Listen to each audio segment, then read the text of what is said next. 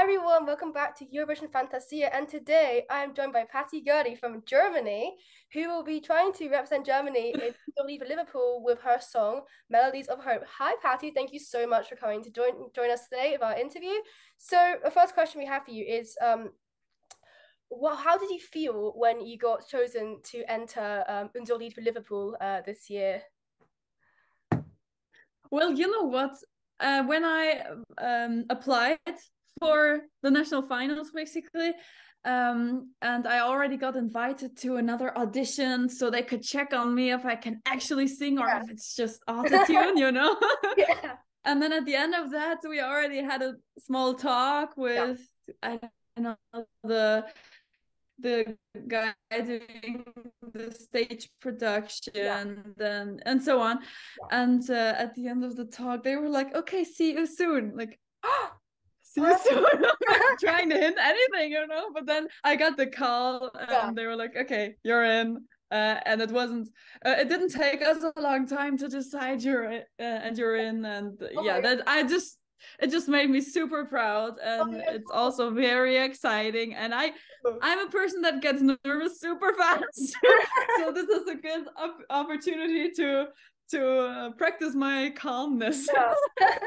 Yeah. Do you have like any general expectations for the contest, or you just like, I don't know what's going on, I'm just gonna go in and see what happens? You know, I switch all the time. I switch from panic nervousness to, okay, let's do this and let's plan everything out. And so I'm somewhere in between, maybe. And of course, like, I'm, you know, trying to get my message across and trying to tweak all the things that I can in this little time that's left. You know what, like my costume, like making of the costume hasn't even started, and we only have 2 weeks, so I'm sweating. Oh no. Oh my god. Oh my god. Yeah. No, it's normal. It's normal. It always happens. You know, that's the industry. Like, that's music and theater. It's always, okay, last minute changes. And oh my God, I have to work through the whole night to sew this new costume. It's very normal in this industry. Yeah. Are you sewing it yourself? No, I don't. Okay. But that's normal for everybody in that. Yeah. Okay. I can't sew that well. So obviously entering into Liverpool and Eurovision, was there like a moment in your career where you're like, yeah, I want to enter Eurovision, it's something I want to do, or did it just kind of like just happen, really? Like what was like the whole story behind going to enter in the first place? Well, as you know, the Eurovision was in Düsseldorf when I was about 10 or 13 years old. And you can imagine that my whole class and basically the whole school at the next day was full of, you know, blackboards filled with 12 points for Germany, Lena, we love you, and stuff. And everybody was so hyped that it was just around the corner, basically. So I grew up with it already. And when I started my YouTube channel in 2016, already like at the very beginning, it started that people were commenting, oh my God, with this instrument that you're playing with the Hurdy Gurdy, you need to go to Eurovision. We need you to represent it. And and then, you know, one thing came to another, and my guitarist Budensky in my band actually also told me, Patty, don't you think it's your time now? And I'm like, okay, I'll do it. Okay. Oh yes. And now you're finally here. And your song for this national final is called Melodies of Hope. Can you tell me a bit more about what inspires it? It's very like fun to listen to, very upbeat, very like I feel like quite like a good message coming out of it. Like what is it? What inspired the song? Well, I'm happy these are your associations, because you're very right there. So the roots of this song actually is a little bit darker, because have you heard of the German floods in 2021? Yes, yeah. So I was affected by that very heavily, because I actually lost my home and my music studio to it. And I lost all my equipment. I lost all my cameras. I lost so many instruments, all of my guitars, and basically the whole basis of my life. And from one moment to another, I just stood there with nothing except my 3 Gurdys, which by total accident were at my parents' place. Oh, wow. So they survived it. So I was left with nothing but Gurdies, and that was a sign for me Yeah. because, like when you're left with nothing, and you're like, okay, my God, what can I do now to keep going with my videos that I love to create about my crazy instruments? And I turned to my fan community then. So what they did is they enabled me to actually rebuild a whole new studio so I can That's keep incredible. going with my content. That is insane. And yes, and they really saved me. Yes, and they really created the safety net where I can just fall into and not worry too much. Oh, And this is really something that everybody should get when they're in a position like that, because if you don't have that, it can really cause trouble to your mental health. But I was in a big privileged situation to have this support, and I'm super thankful for it. And that's why I want to give it. Sorry. You're very, very lucky. So I just must have not heard me. Yeah. I am, and I want other people to experience this too. That's why I wanted to give something back.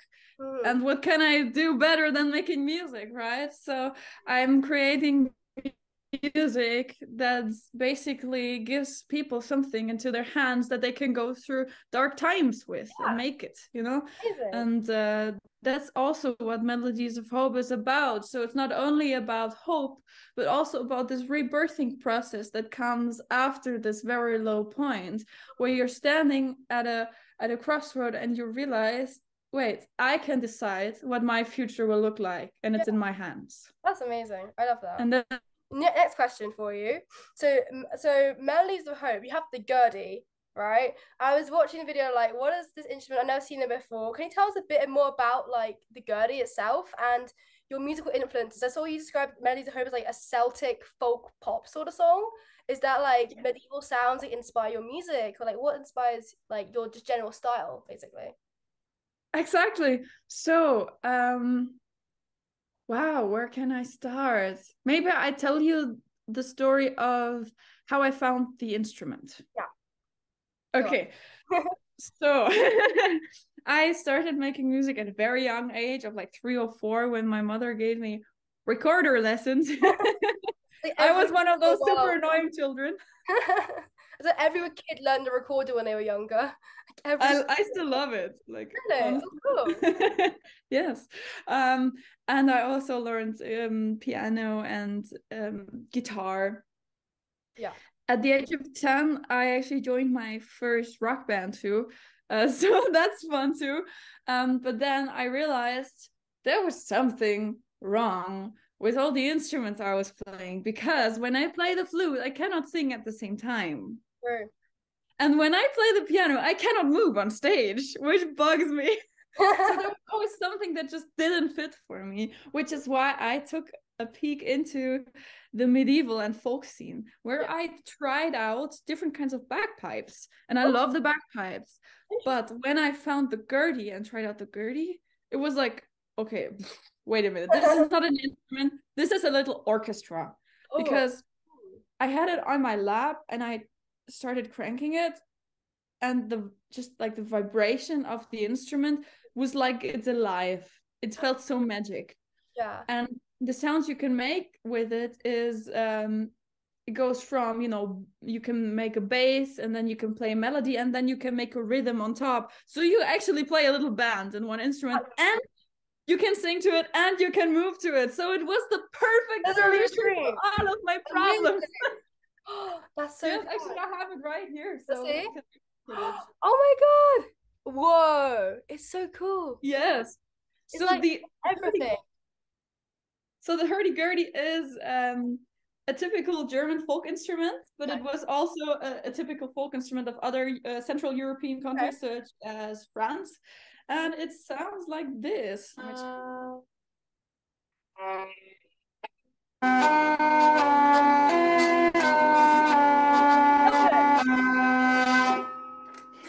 so cool. So did you teach yourself it, or did someone teach you how to play it? Partly this and partly that. So the good thing is I had a good basis of musical knowledge mainly because I played piano. And the good thing when you play piano is that you're completely independent with your two hands. So you can do different stuff with it. So I went to a workshop first, all around Germany and Europe. There will be like several workshop weekends where people that play hurdy-gurdy and bagpipes go to. And they usually have different classes like beginner and and then the pros and so on. And you can just peek into it and see where you're at and learn new songs with different teachers every time. So that's kind of how I learned it. I went to workshops and then I taught myself, building on that foundation that I already had. So yeah. That's so cool. So let's talk a bit more about your song, Melodies of Hope now. So can you tell us a bit more about the songwriting process of it? So obviously it has the Celtic medieval inspiration and the lyrics. So Yes. when you came to writing the song, like who you wrote it yourself, you wrote it with people, how did it always come to be like the song on paper? Right. Okay. So at the beginning of a song, well, it's different every time. But sometimes I have an intention.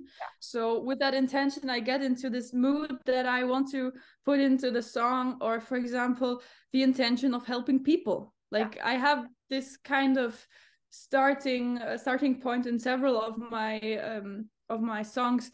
But for Melodies of Hope, it's always different every time. And for Melodies of Hope, it was that I was actually in Edinburgh in Scotland. Oh, really? And I was taking a shower. So, and in that moment, the melody came to me, basically. Amazing.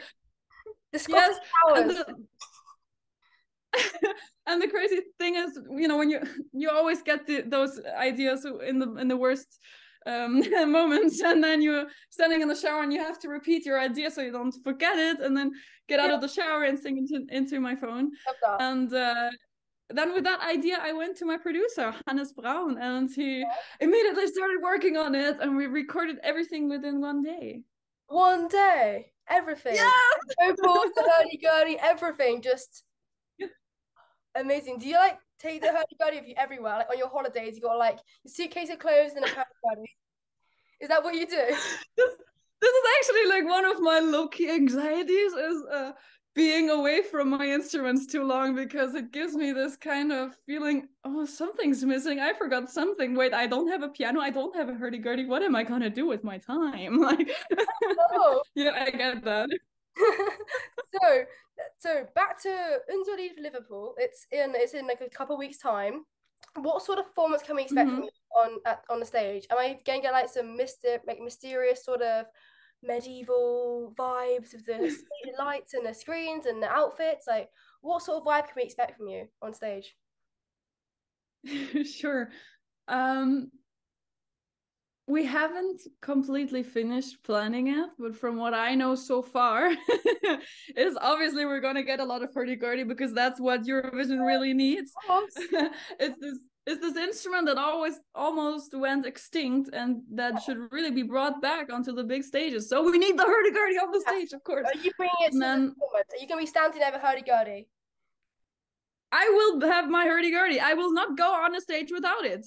I will not. Can't leave it behind. Have me with the gurdy or don't have me at all. It's like Patty and the hurdy-gurdy. If you don't bring them together, you're not having them. Like, no, none of them are coming about. Exactly. It's Patty Gurdy. You can't have one only. You can't have Patty without Gurdy. Exactly. I mean, that's my big passion too, right? I don't want this instrument to ever be forgotten again. And now let's do it. Obviously, definitely help, because I mean, you've got a lot of people following you and your music, and that like you've like a little revival of the hurdy-gurdy sort of thing.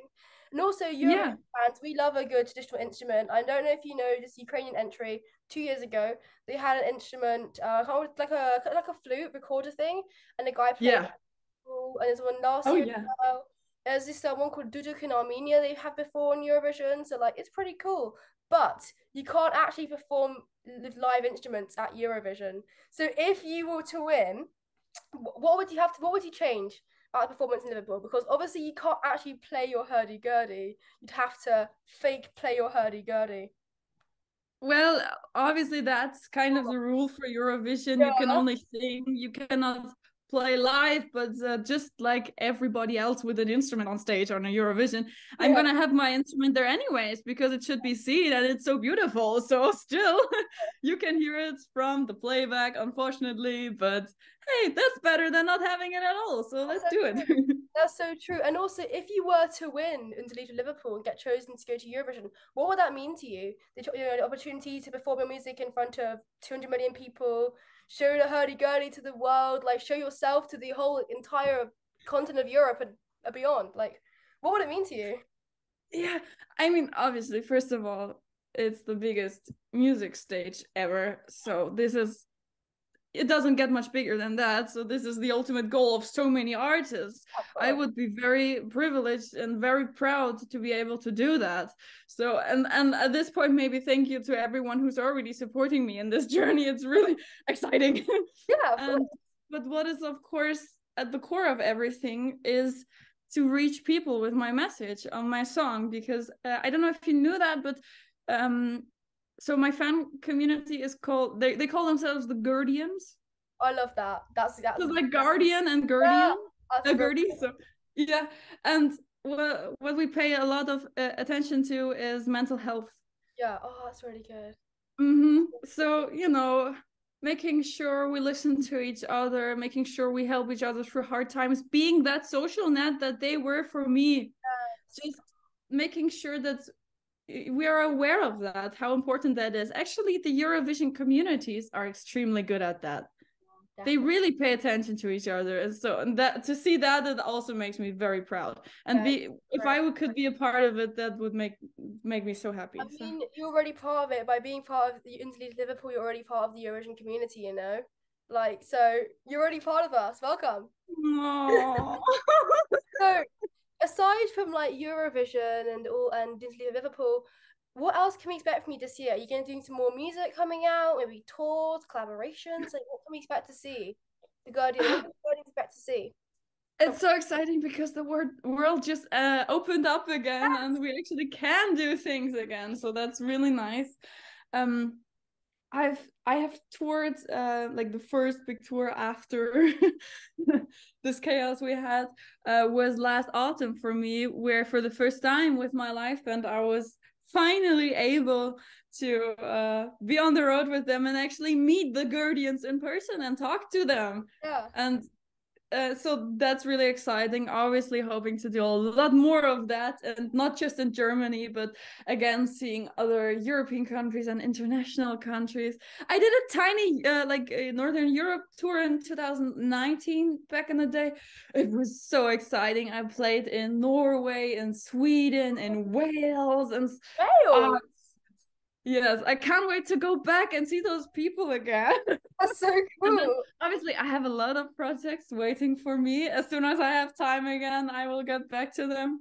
Basically, the Guardians got a lot to look forward to this year and beyond. Yes. Okay, that's really good. So, back to Eurovision and Unser Lied Liverpool. It's a very strong field this year. The fans have been saying this is a very strong lineup from Germany. How do you feel to be among this competition? Well, obviously, like in the last years, I must say that Germany always sent an artist that 100% delivered. So they absolutely kept their promise and they all did a good performance. So of course it was very shocking to see for us, like, oh my God, we're failing every time. What are we doing wrong? And I think this time what they did is like they got themselves a lot of kind of Eurovision super nerds into the jury to decide who would be a good fit. So that's really interesting because I'm coming with a European instrument, and I think this maybe sparked a part of their interest. Definitely. I think people have been saying Germany have played it too safe, but they haven't been sending in something that stands out as much compared to other countries. Like Germany will send in like a good, solid, like radio friendly song, but not something that when they perform to 25 other songs is gonna like really stick in people's heads. That's what people have been saying. And you know what? If I actually get to go there, I will not do an understatement on stage. I will do 200%. You can be sure. I mean, I can't think of a German artist of a Gurdy, so I mean, automatically you're just like completely different. Bam. So, in general, do you watch Eurovision? Obviously, you mentioned Lena, obviously because she won in 2010 and then she again in 2011. Apart from like Lena, do you have any favorites? Do you watch it every year, the contest? Do you have any like Eurovision memories? Oh, for sure. I watch it with friends. It's so much fun. And oh my God, favorites. Yeah, too many. Let me think. Go on. So from the last years, I always like to mention Goa because they also combine folk. Exactly. I saw the ones, they're amazing. Yeah. Wow. Yeah. Oh my God. I was almost surprised to see them on the Eurovision stage because they are so like hardcore techno with folk. Yeah. I thought almost it would be too much indie, but it worked so well. And even after Eurovision, they got even bigger in the community because they were like also in the fan community. I think they were one of the favorites too. So I'm not sure I'm not sure which place they took. They came fifth and they came seventh in televote. Only person who beat them in televote was Måneskin. So wow. Okay, yeah. No wonder. So yeah, they were a total winner for me. And they actually they have two Eurovision songs, right? Solveig and Shum. Yeah. Okay, so another one that I loved was Sentimental. Monica Liu. Monica Liu. Oh my God. From Lithuania. Yeah. Like that? Yes. Oh. Wow. What an artist, first of all. What an artist. She's really cool. Yeah. When she's live, she's really like sleek and just like she has like so much confidence and like you can tell she's like feeling it and she's like really just enjoying the moment. Yeah. It's really great. I love that. And then Cornelia Jacobs also. I've met her. No! I met her and she was so nice. She was amazing. Like her performance live was incredible. She was such a lovely person. Like, oh, love her. Oh, that's so nice. Was Cornelia or like Monica Liu your favorite last year? No, that wasn't last year. Yeah, was it last year or the Monica year before? Liu both last year. Yeah. Okay, I keep mixing it up. You see? It's fine. But you have it all in your head. That's amazing. Don't worry. I know what it is. If you get confused, I can help you. It's all good. Wow. Oh God. No, I hate deciding on favorites. You know, like deciding ones you like to remember. Like sorry? Any like a German song you like or something? Maybe like a historical one even. Like Ein bisschen Frieden. I don't know. Like you know what I really love? It's not German and it's from a bit longer ago from the 90s. Nocturne. Good choice. That's really good. That one is pure magic. I can see you liking that. That makes sense. Yeah, it has a nickel harpa. You know what a nickel harpa is? I've heard of it. I mean, I've seen the performance live on YouTube before, so yeah. Right, so they play a mechanical key fiddle. It's a typical like Swedish Scandinavian instrument, and it's actually very closely related to the Hurdy Gurdy. So that made me very excited. That was such a good performance. It's quite funny that year because Ireland won the 3 years before, but then Ireland kept hosting it, and then they couldn't afford to host it. So then Norway just won. And then if Norway wins, then the next year, Ireland wins again. It was Ireland, 90s. Ireland, Norway, Ireland, and then who was the year after? Oh, it was UK. And then it was Israel and Sweden. Yeah.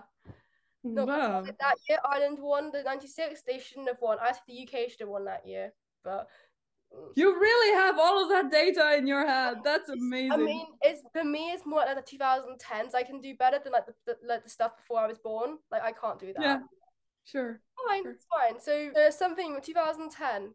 My favorite song was not Lena.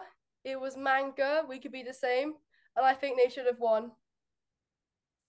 Yeah, wait. I remember that. Were they rock? Turkey. Rock band, yeah. Oh my God, yeah. That was also one of my favorites. And you know, another one, I think from the same year, Alyosha. She was called? What was Alyosha? Alyosha with Sweet People. Oh, sweet people. Yeah, Ukraine. That Okay. was great.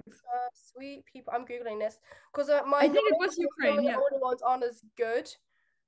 Yeah, 2000. Yeah, 2010. Yeah, yeah, yeah. Yeah. Manga Alyosha, also some of my favorites. Yeah. And 2010 was an epic sax guy, the Moldovan guy, like.